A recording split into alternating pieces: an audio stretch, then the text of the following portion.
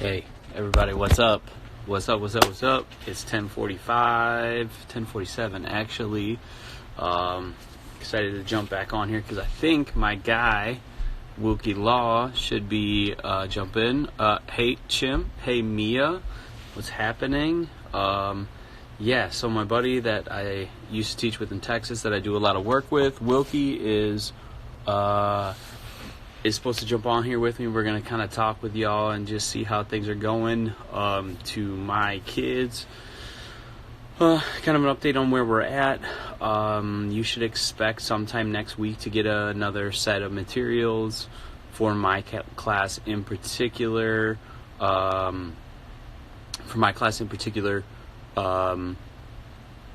We are going to send you a textbook. So if you don't have one already, which I don't think hardly anyone does, we'll send you a textbook. I'm not going to work exclusively. Hey, I see. Ooh, yeah. What's going on, everybody? Got 4 people watching now. So we're going to send you a textbook. Have you worked through that? We're still going to try to use Google Classroom, so the textbook's not going to be the only thing that we've got going. So I'm hoping my guy Wilkie will be on here. Hang on. I'm hoping.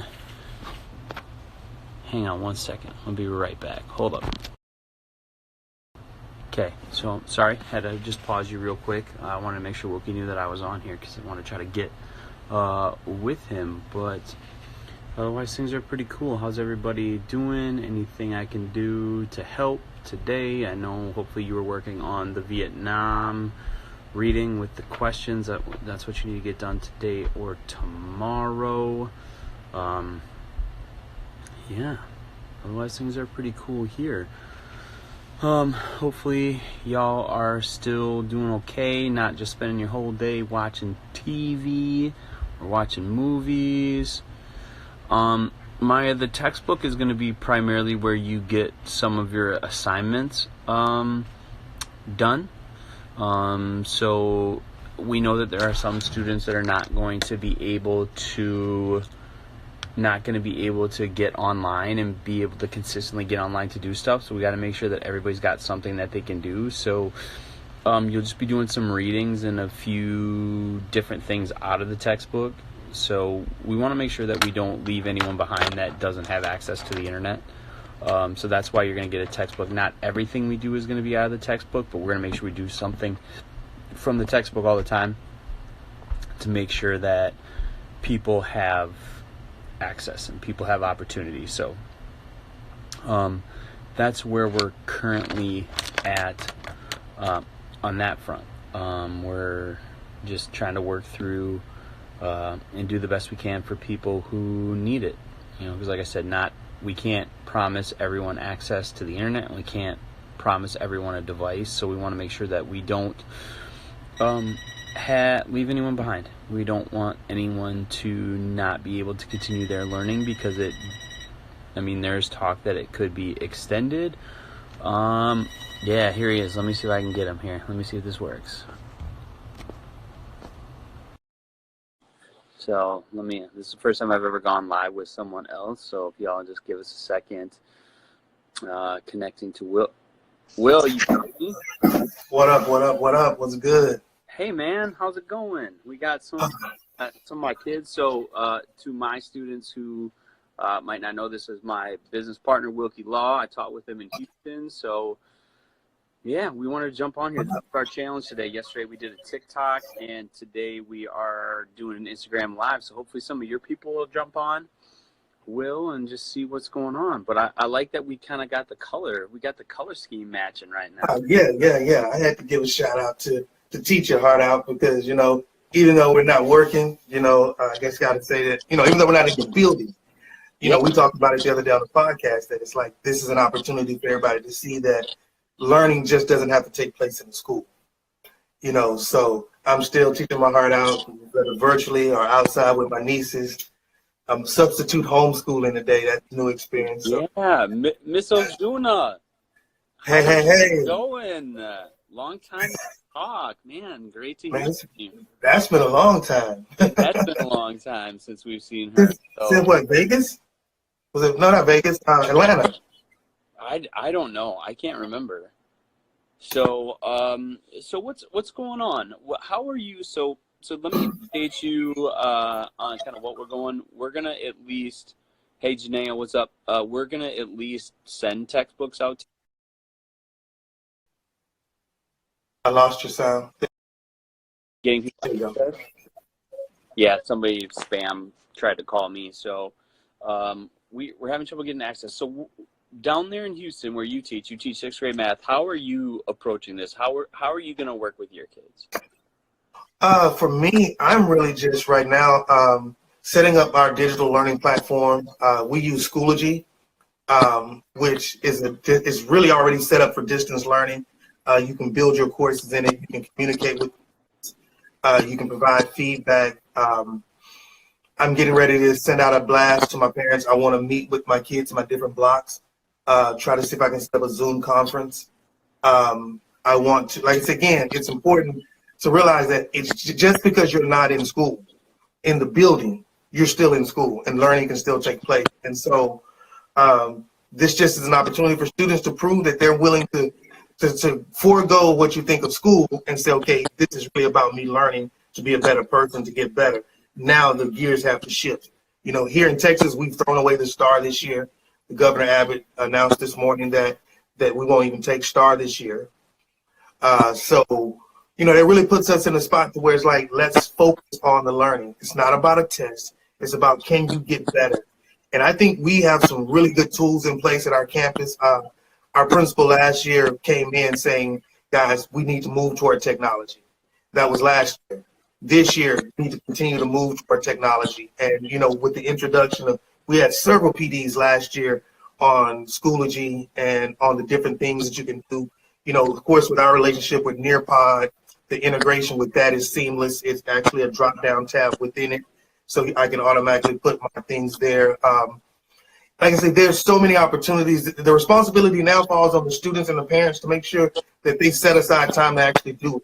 Because if they do it, it can be meaningful. I mean, 5 years I've been in graduate school online, you know, and I have to say that it is meaningful when you do it the correct way. When you do it and you truly engage with the learning community the same way you would do in a classroom. I mean, you have an opportunity to do that. Yeah, I think it's just I think for me, one thing that I'm struggling with right now is being so used to having like this set day. Like I taught these periods during this time, and really like getting myself in a position where I'm structuring my day, because I don't want to just be freewheeling. Like I want to still treat this like a job, and I'm sure there are students out there like me who are saying like, oh, I'm off of school and off of this and off of that. But I mean, what advice would you give to students who are maybe in the same position I am, that they're like struggling to find structure? I mean, because that's one good thing that school does, is it provides kids structure, and it says you have these things with this. So what advice would you give to kids? I think for the kids, it's just a matter of taking advantage of the time that you have, not thinking that you're off, treating it like a job. You know, eventually that's what we really wanted to prepare them for, is what they're going to be faced with in the real world, where you have to have that life work balance and just understand that, okay, if I don't want to get up at 8 o'clock in the morning, 6 o'clock, 7 o'clock, like I'm going to school, then I'll wake up at 9 o'clock, make sure I have me a good breakfast, sit down at my computer or with my smart device, and instead of going on to social media and looking at a bunch of, because you're still consuming information on social media. You're still consuming, your brain is working the exact same way. Spend an hour or two on a subject, take you a break, go back in, spend another hour or two on another subject, take you a break, go outside, walk around, get some fresh air, do some jumping jacks. You know, I'm going to post a thing somebody sent me on Twitter that gives you the ABCs, and you have different exercises to do with it. And the first assignment was do the exercises that spell your first and last name. And that's your workout for the day.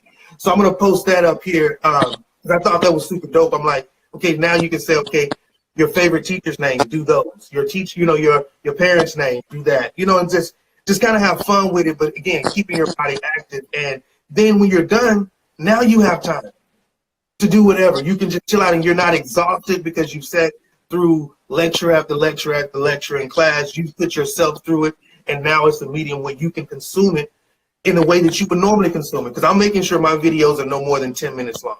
Yeah. I want them 10 minutes or less. If I can get them between that 5 to 3 minute mark, that's ideally where I want to keep it. Some information requires a little bit more. So as we're creating, I know our map, we're starting to create our own videos. So using this time now to actually create videos that's going to go into the platform for them to use. And again, keeping it, fresh and relevant to where they are.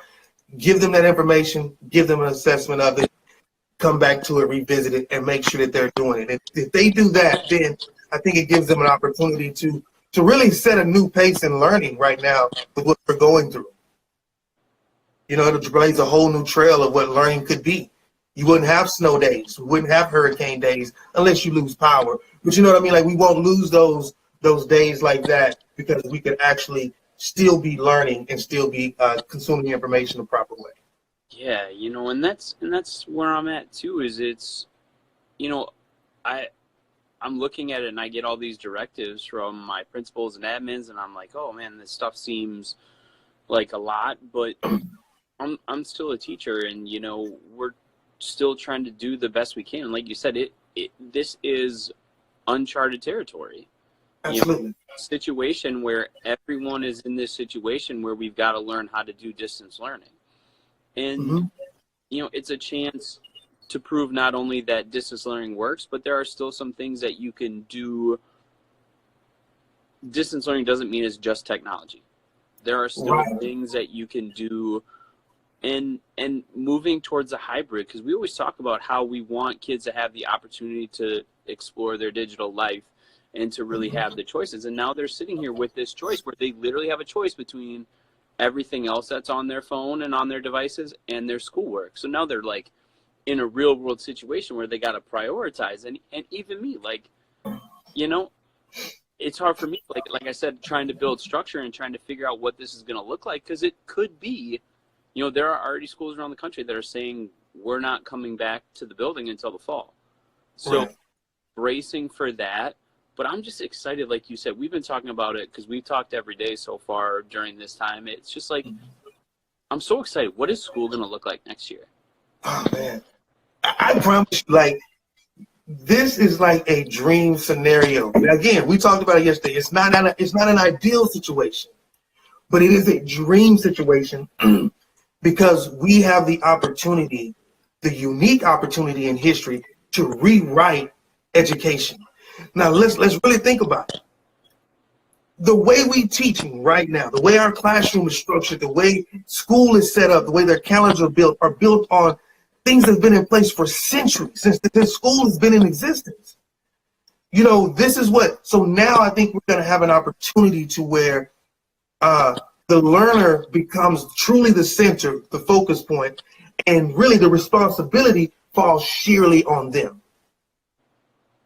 And it opens up so many new avenues that's going to give us the capabilities to do so much more within education. More project-based learning, something that's near and dear to both of us. I'm launching my fourth 9-week project as scheduled through my my online learning.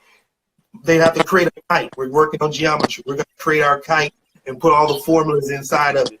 I'm giving my students, if they watch this or listen to this, they're getting a head up on that. But they're going to get an assignment to where now you go out, you sit at home, create this project, and now you go outside and you fly it, see if it flies, test your theory, and you submit to me your one that flies.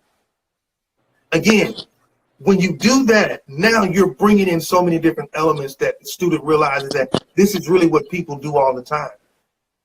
It's crazy in a technologically driven generation that you ask them to do something, and the first thing they say, I don't know how to do that, when you can Google just about everything.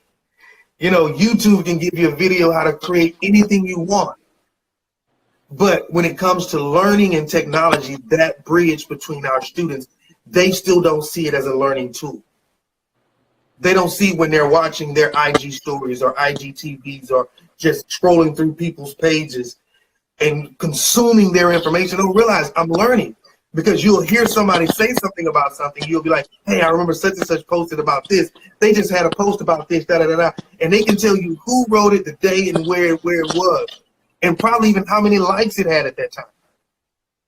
You know what I mean? So they're still consuming, they're still learning, but they haven't really made the true connection that technology and learning are like a marriage made in heaven, because it gives you endless opportunities. You know, and the funny thing is, I'm looking, and we still got 3 people that are watching this live, and we're gonna save it, we're gonna post it and do that stuff. But how many people just since last night and yesterday, when we decided we were gonna do a TikTok, we were gonna challenge each other, what kind of response did you get to that? To me, Yeah. Some people were like, "You really gonna do a TikTok?" But I mean, in terms of like people who responded to the actual posting. They're loving it. You know, yeah, me too, man. It's great feedback, man. And you know, I've been spamming going through Kevin Hart's TikTok, and I'm like, man, this dude, you know, he called it TikTok Thursday, so it's Thursday, so we got to get another TikTok in today. But it's just like, to me, I see it now that I've kind of been introduced and kind of really looked into it. It's more than a dance craze that people follow, that see. You know, when you really look at it, it's a platform where people are sharing information. And I think if you can create fun, educational messages, you know, anti-bullying things, you can really create some really good things using the TikTok app. I mean, it's fun. If nothing else, it's fun. It gives you that break from just, you know, you be something you're not. You know, I don't profess to be a dancer. I used to be, but I mean, I'm gonna make it a little bit better. Now they're gonna get better, trust me. But again, but it shows learning also, because here I am, 40 plus, and I'm willing to learn something that young kids are doing, and I want to learn it to the point to where I master it. You know, I was telling a guy the other night, we were chatting, and I say, my goal has always been to master my situations. I say, I've never been one to be in a situation and just be average. I don't want to just be just like everybody else that's in that situation. You know, I always strive to master my situation. Not saying that it's a competition with anybody else. I just want to become so good at what I do that I could do it with my eyes closed. You know, that I can count the steps and know when to make this move and when to do that. Every situation I get in, I want to master it. Same way with the piano. I never took piano lessons. I can show my transcript from college, and you can see when I took beginning piano in college, I failed beginning piano, but I was at school on a music scholarship, partly because of my piano playing skills. But it wasn't me learning how to master reading piano music and doing all that. I said I wanted to be a good piano player. And so I learned what I needed to learn to play the piano, picking up songs by ear, you know, listening to music and not really reading it, but listening to it and being able to reproduce that. That made me, for that era, I mastered it. And when I got to the point where I'm like, okay, move on, then I moved on to something else, added another thing to my repertoire, added this. Now I have the guitar. Got a lot of time now. I'm going to pick up my guitar and start, you know, strumming around. So I think kids right now need to really look at their opportunities and say, I can do anything right now. You can start your own online marketing business or something. You could, you know, start trying to build your own social media empire, charting what you're doing and how you're staying abreast with your schoolwork, how you're choosing to spend your time during the day. Start, you know, journaling and keeping things. Man, there's so many opportunities right now that is crazy. It's crazy. So to wrap up, you know, what is one thing you're doing now that you have a little more flexible time that you didn't? What's one habit you're going to try to pick up during this time that you haven't been doing as well as you wanted to when you were on a more structured timetable? I say two. The two things would be the time I get to spend with my family like this. And I already got a lot of family time, but not like this. This family time and my workouts, because I've been able to get up and utilize that first early morning instead of getting ready for my school day to get ready for work. I just spend that 30, 45 minutes knock out me a real good workout, you know, and those are two things that I think that maintaining that keeps me going. Because again, we're on our feet most of the time, 7-8 hours a day. I know me, I don't sit at a desk. You know, my desk is just for storage. Like I'm up and walking around my room all day long. So I need to make sure that I'm still doing that now. You know, I moved everything from downstairs to upstairs because I wanted to make sure that when I wanted to come and do work, I'm coming upstairs, I'm moving to get up here to do it. And then when I go back down, I'm moving. I'm not going to become a couch potato, you know. Yeah. And, again, and I think setting aside a space also, because I really never use my office except for to make music.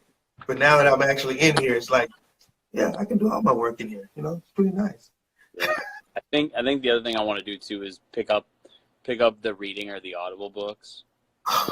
Dedicate more time to that. I hate to say that I have not really read anything in a while. Like Yeah. you mentioning that right now, like I just hit me. Like I haven't read. I have not read since my classes ended. I have not read anything. But you were reading so much. But Yeah. being back to being able to read like what you want to read, and yeah, I'm into that. So, yeah. So I guess we're gonna have to figure out a challenge for tomorrow. But are we saying we're gonna do one more TikTok today? Yeah, let's do one more TikTok, man. So we'll see what I found out when you find one and you send it to me. Let me see. Oh, I got Chim and I got Ariana. So Chim and Ariana, is there a good TikTok we should do? I know you're on here. I saw you. These are two of my girls. Okay. So let's see what they got. But yeah, we can totally do that, man. But yeah, isn't Renegade like the most popular one in the world?